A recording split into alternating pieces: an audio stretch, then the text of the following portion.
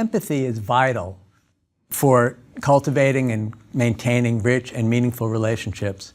But there's a particular kind of empathy that researchers and clinicians are discovering is essential for any path to well-being.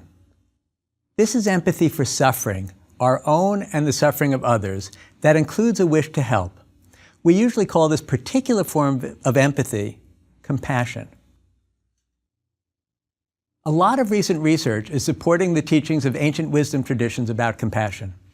It's confirming an idea that the Dalai Lama repeatedly emphasizes. He says, if you want others to be happy, practice compassion. If you want to be happy, practice compassion. This compassion, which leads to greater well-being, can be compassion toward ourselves when we're suffering, or compassion toward others when they're suffering. As we'll see, research shows that mindfulness practices generally, as well as focused compassion practices, can help us to develop this ability. To understand how compassion works and what gets in its way, it's helpful to look at our neurobiology and its roots in our evolutionary heritage.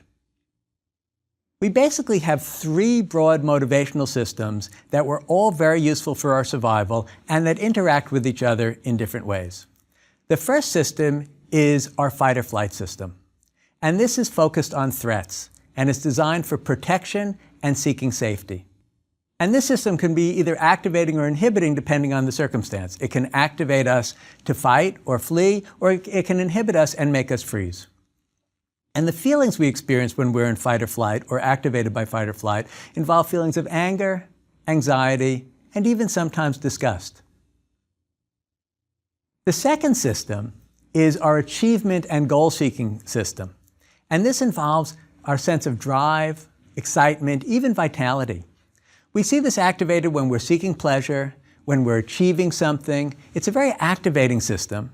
And the feelings that are associated with it are feelings of interest and excitement. The third system, which is particularly active in mammals, is what's called our tend and befriend system. And this is a system that has to do with feelings of contentment, safety, and connection. It's an affiliative system. It's a system that gives us feelings of soothing and creates feelings of well-being. Now, all three systems are shared by all mammals, and each system helps with a certain aspect of survival. And we're discovering that each system involves particular neurotransmitters and particular brain structures.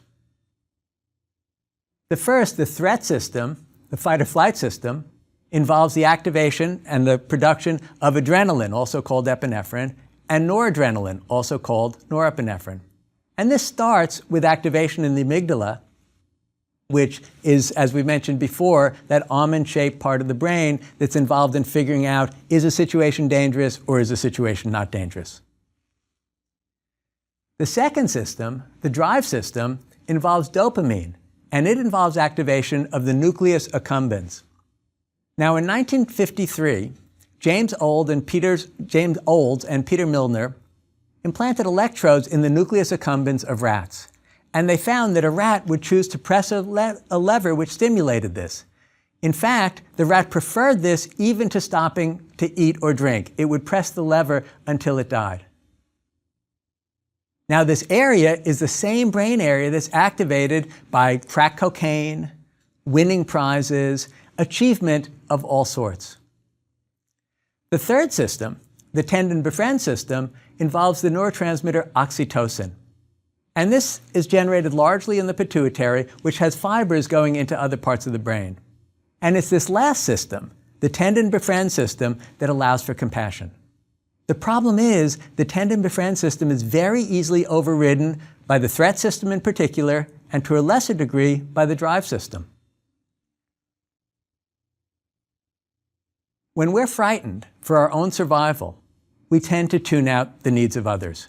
We see this all the time in political advertisements. Which political ads are more effective? Those who say, beware of that awful candidate who's going to do terrible things to you and your loved ones, or the ones who say, vote for this person, they care about others? Fear trumps compassion almost all the time. When we're drawn towards some goal, some ambition, the same can happen. We all know of circumstances where our wish to accomplish something kind of got in the way of paying attention to the feelings of others. But when these other systems are quiet, then the tend and befriend system tends to flourish. So of course, sometimes the tend and befriend system prevails even when the other two systems are active.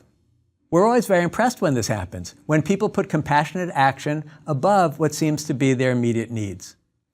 Heroes putting their lives at risk for others do this. And this can happen among soldiers in war, in strong love relationships, or even in parenting. Now, sometimes, of course, when people are acting heroically, it may be that they're being activated by their fear-based system. For example, if I'm taking care of my kid who's in danger, it's simply I've drawn the line around who I am to be larger than me, but encompassing my child as well. So it's my fear that drives me into doing something. But sometimes it really is our compassion being able to overcome these other urges. Certain hormonal states can also make this happen. There's a YouTube video that I recently saw, and it's of a couple in Ireland who are on a farm. And they have some ducks, and they also have a cat. And the mother duck was sitting on the eggs waiting for them to hatch, and every day they'd go in to see whether they had gotten any ducklings yet. Well, one day they show up at the barn, and they see the eggs, but they're just the eggshells, and no sign of ducklings. And the couple thinks, uh-oh, the cat. And they start looking around to see what had happened, and they're expecting to find a real tragedy.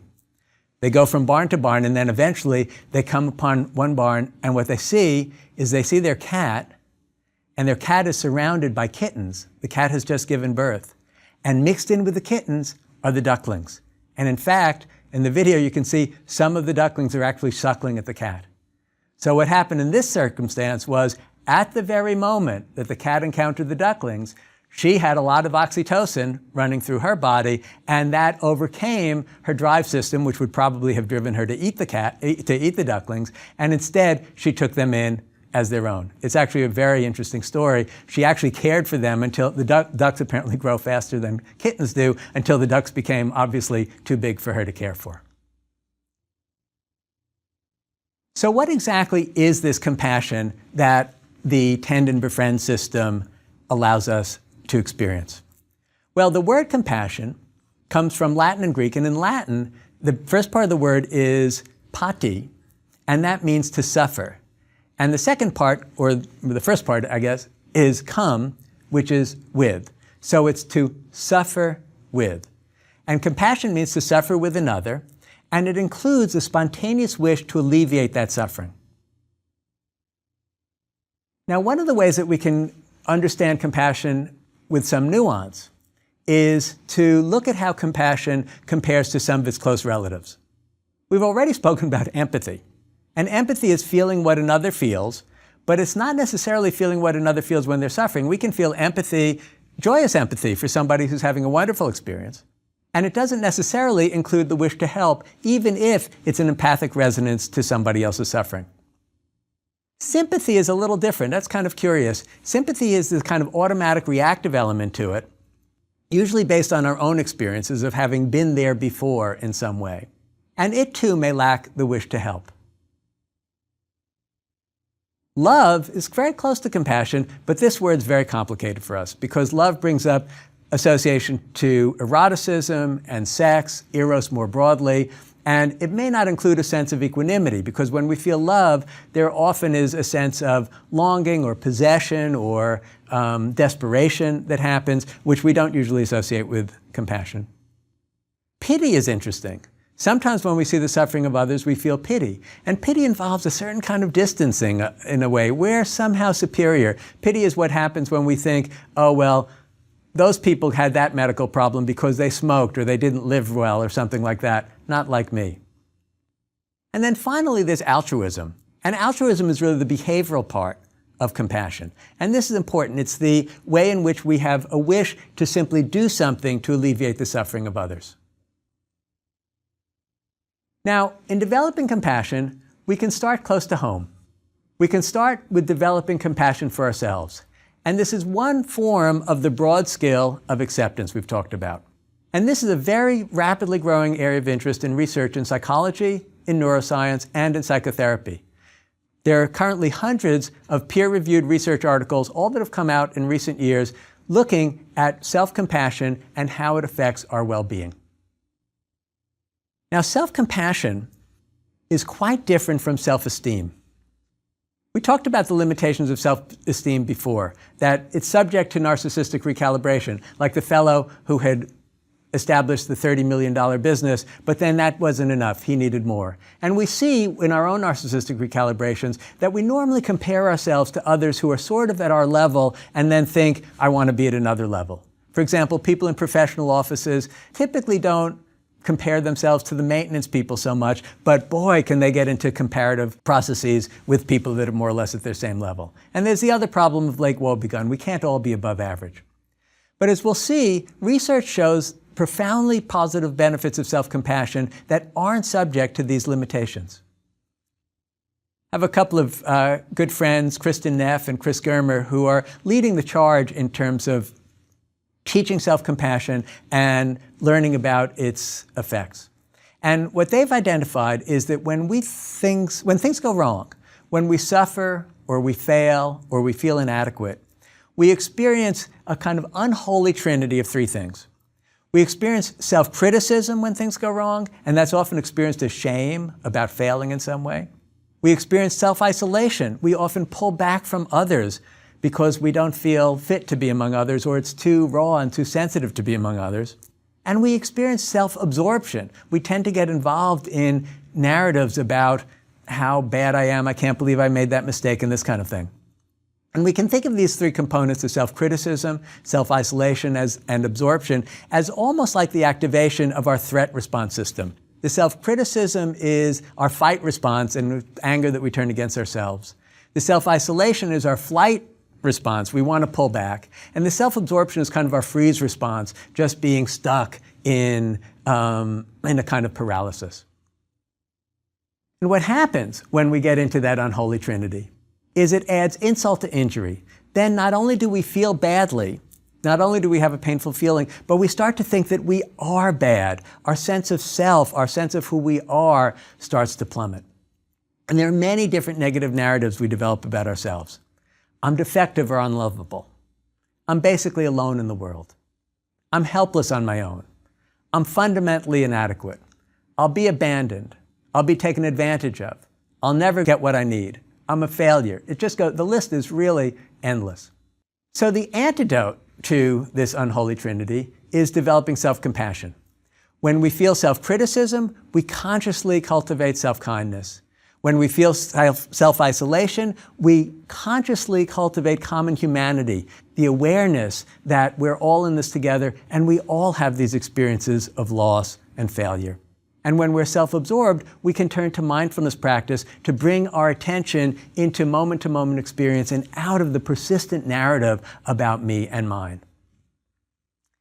In laboratory research, psychologists have found that self-compassion is quite different from self-esteem and is completely unrelated to narcissism. In other words, it's not about feeling I'm better or worse than others. It's about figuring out how to take care of oneself during difficult times. And the research, it's almost getting boring because self-compassion is positively associated with virtually every desirable outcome in terms of psychological well-being. It's associated with feeling good emotionally, having low levels of anxiety and depression, having less shame and self-criticism, having fewer physical ailments. It's even associated with better immune system functioning, better heart rate variability. This is one measure of how quickly we can recover from stress, whether our heart stays constantly jazzed up or whether it can adjust to the circumstances. More adaptive responses to academic failure. This has been studied in schools a lot, and kids who are able to practice self-compassion don't get paralyzed by academic failure. Lower rates of post-traumatic stress disorder in combat vets. Combat vets who can be self-compassionate don't develop as much PTSD. And improved health behaviors, including even eating more healthful foods. Now, as I mentioned, self-compassion is one of these third skills. It's one of these acceptance skills, and we might also think of it as an equanimity skill. And it's interesting how it differs from other aspects of mindfulness skills. In open monitoring, if we're dealing with pain, we would take an attitude of feel the pain with spacious awareness so it can change. what happens when we don't scratch the itch, don't make an adjustment for the ache, and simply stay with experience. Self-compassion is a little different. It's be kind to yourself in the midst of the pain, and that too will allow it to change. Open monitoring asks, what do you observe? What's happening in the moment? Self-compassion asks much more, what do you feel you need? What would allow for a sense of soothing and comfort at this moment? So the central, and it's a little bit subtle aspect of self-compassion practice, is we give ourselves kindness and understanding not to feel better, not to make the pain go away, but simply because we're in pain, the way any good friend would, or like a parent does when they simply hold a child who's hurting. So this retains the overall framework of mindfulness, of awareness of present experience with acceptance. We're not trying to get rid of the feeling, but we are trying to provide a sense of holding and comfort in the midst of it. Kristen Neff and Chris Germer have developed a mindfulness self-compassion program, and they've begun to study the effects, and it's an 8-week program. And it teaches various skills. And they've identified 5 paths to self-compassion.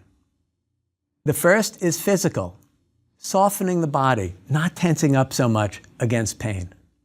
The second is mental. It's allowing thoughts to come and go, pretty much what we do in mindfulness practice. The third is emotional, which is a part of mindfulness practice, but applied to emotions, which is simply befriending feelings, like whatever comes up is going to be okay. The fourth is relational, and this is instead of withdrawing into ourselves when we're hurting, finding a way to connect safely with others. And the fifth we could call spiritual. It means commitment to something larger than ourselves. And we'll see going forward that this is important for well-being quite generally. So let's try a little exercise that we can do together in which we can learn to soften, soothe, and allow.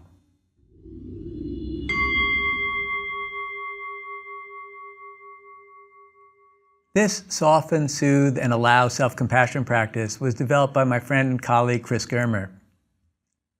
So just find a posture in which you're alert and dignified, the kind of posture we've been using for other meditation practices. And start with a few breaths just to tune in to whatever's going on inside. Notice all the different sensations in the body. And now let your attention be drawn to any place in your body where a difficult emotion can be felt. And see if you can sense where it can be felt most strongly. Maybe some anger, some fear, or perhaps sadness. And soften into that location in your body. Let the muscles soften, like applying heat to sore muscles. And you can try saying softly to yourself, soft, soft, soft. We're not trying to make the sensations go away. We're not trying to get rid of any feelings. We're just trying to be with them with a kind of loving awareness.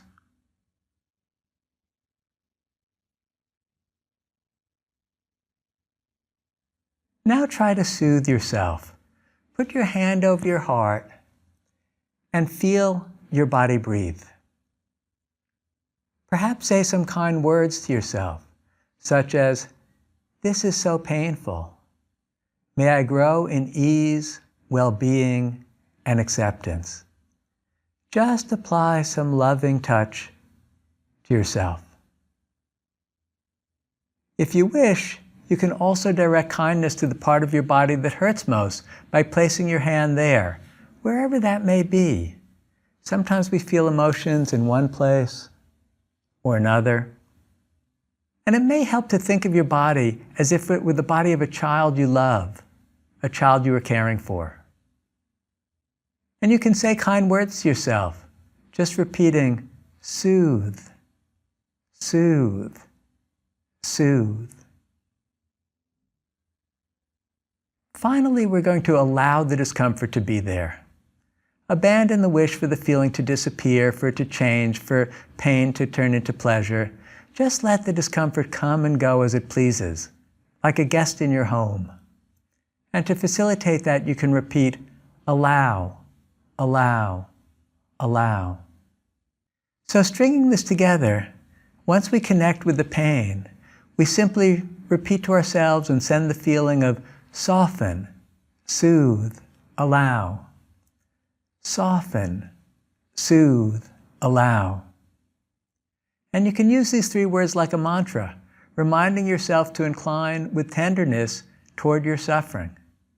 If you experience too much discomfort with an emotion, if it feels overwhelming, you can turn your attention to the breath until you feel a little bit better able to attend to the difficult feeling, and then come back to soften, soothe, allow.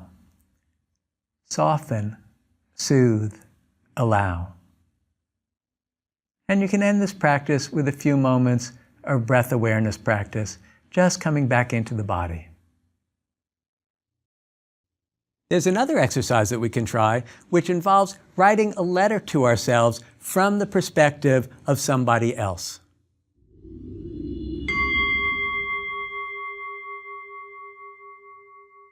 This is a very simple yet powerful self-compassion practice that my friend and colleague Kristen Neff has developed.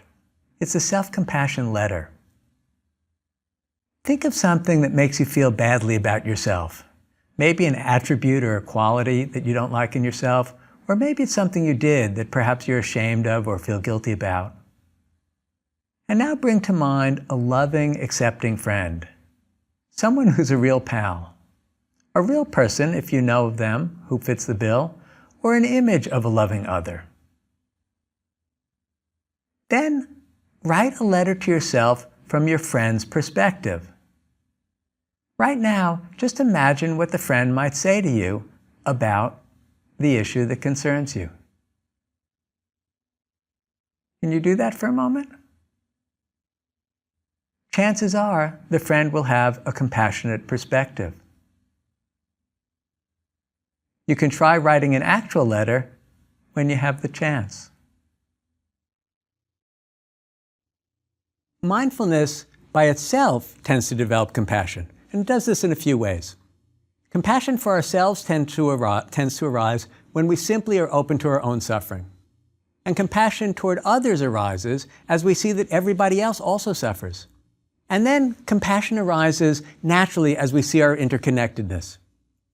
You know, as Lennon and McCartney put it, I am he, as you are me, and we are all together. We actually start to see this as we step out of selfing and see the interconnectedness of all things. In Buddhist traditions, compassion and wisdom are seen as 2 wings of a bird or 2 wheels of a cart. One without the other doesn't really work very well. If we have wisdom without compassion, there's no heart in it. And if we're directing this toward another, our advice falls on deaf ears because it sounds hollow and it sounds intellectual. Of course, if in trying to help a friend we have compassion without wisdom, we might lose the equanimity. We might be so identified with the sufferer, so desperate to try to fix the problem that we can't provide a kind of holding. So both are needed for compassionate action. As we'll see a little bit later, mindfulness practice can be used to develop wisdom, but other practices can be used specifically to develop compassion. Because it's difficult to open fully to the suffering of others, we usually use a stepwise approach. First, we develop concentration to steady the mind and allow it to be able to be with what happens. Then we do the loving kindness practices that we described before, the metta practices. And these involve wishing ourselves and others well, but not necessarily with the attention to suffering or trying to do anything about the suffering. These can be a very good entree to compassion practice. We tried some loving kindness practice before, and I hope you'd have had the opportunity to follow the longer audio recording of this and really see what this is like. Those are the practices that use phrases like, may I be happy, may I be peaceful, may I be free from suffering. Now let's look at some practices from Buddhist traditions that are designed specifically to develop compassion for others. One of these is called Tonglen. It comes out of the Tibetan tradition, and Tonglen literally means giving and taking. And this practice is attributed to a Buddhist teacher named Atisha who lived in India in the 11th century. And in the traditional practice, what we do is inhale the pain and suffering of others and exhale kindness, warmth, and goodwill. And this reverses our instinctual tendency to battle against emotional discomfort. As we've been incorporating it into Western psychotherapy, we've been making it a little bit easier by kind of inhaling compassion with the pain. So kind of taking the medicine with the toxin and then exhaling compassion, because we find that oftentimes just trying to inhale the pain of others can feel a little bit overwhelming.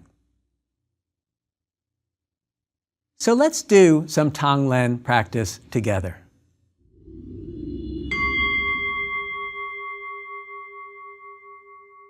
So this is a variation on the Tibetan practice of Tonglen, or giving and taking. Begin by sitting comfortably with your eyes closed and take some relaxing breaths. Just settle into the moment with allowing awareness. And scan the body for stress. Note any tension you feel anywhere. Note particularly any stressful emotions. And once you've identified those in your own body, bring to mind a person, an animal, or even a place in nature for whom you'd like to develop more compassion. Now, aware of any stress you're carrying in your own body, inhale fully and deeply, drawing compassion inside your body and filling every cell with a sense of loving compassion.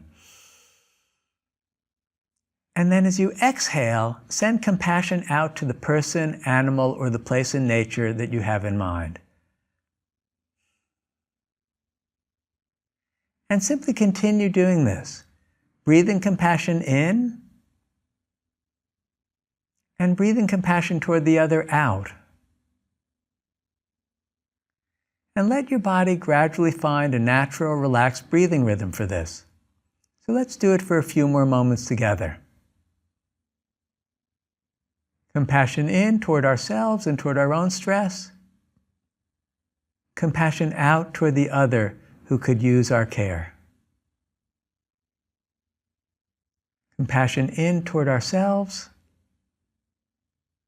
And compassion out toward the other who can use our care. In all of these practices, equanimity is important. This is the wisdom component. This is about keeping perspective even as we're in the midst of being with someone else's suffering. There's a psychoanalyst by the name of Roy Schaefer, and the language he uses is a bit vivid, but it captures what happens to us when we're trying to help others. He was talking about psychotherapists, but I think it applies to anybody. Most of us would rather think of ourselves as being abreast of infinite capacity than a ravenously hungry parasite. We want to be somebody who helps. We want to be somebody who can put our own self-interest aside. And it can be hard for us to accept the limits of our capacity to help, both realizing that something may be too overwhelming for us and we have to pull back. And we might have to let go of our image of being the good friend or the good teacher, the good parent, son, daughter, even the good psychotherapist. Now, to develop this kind of equanimity is a very simple practice we can try. And you can do this whenever you're with a person who's in pain and you notice yourself recoiling a little bit from the situation because it's hard to bear. You can simply try some phrases like this. Everyone is on his or her own life journey. I'm not the cause of others' suffering, nor is it entirely within my power to alleviate it. Though moments like this are difficult to bear, I may still try to help to the extent that I can. And this little exercise comes from my friend Chris Germer, and I've used it with great help in moments when I'm needing to, in some way, feeling an urgency that I have to fix the situation. There's wonderful research that's come out recently on cultivating compassion for others. In one of them, they took 41 participants who logged onto a protected website, and they were randomly assigned to a group that either received guided compassion meditation for 30 minutes a day, or to a group that received cognitive reappraisal training, which is just a kind of a CBT technique for thinking about your thoughts differently. And this went on for 14 days. And the subjects in the compassion group were asked to contemplate and visualize the suffering of others and then wish for freedom from suffering for different categories of people. After the study, both groups were offered the opportunity to donate part of the money they had earned from the study to a charitable cause. The level of activity in brain circuits believed to be involved in generating positive emotion quite strongly predicted the amount of money that people donated, but only for participants in the compassion group. So those who experienced strong positive emotions in their training and directed that emotion toward alleviating the suffering of others actually acted most generously. Subjects who showed the biggest boost in activity in the insula, which we've talked about before, also donated the most money. So I'd like to conclude this by sharing a little story. It's said in the ancient Jewish scriptures and texts that what one should do with the Torah is to place the holy words on our heart. So a student asks a wise rabbi, why does the Torah say that we should place the holy words on our hearts? And the rabbi answers that because as we are most of the time, our hearts are a little closed. We place the words on our hearts so that one day when our heart breaks, the words will fall in. In our next lecture, we're going to look at how to choose among these different practices we've been exploring. I'm hoping you've been practicing them along using the audio recordings on your own, and we're going to talk about how to modify these practices to fit your particular needs.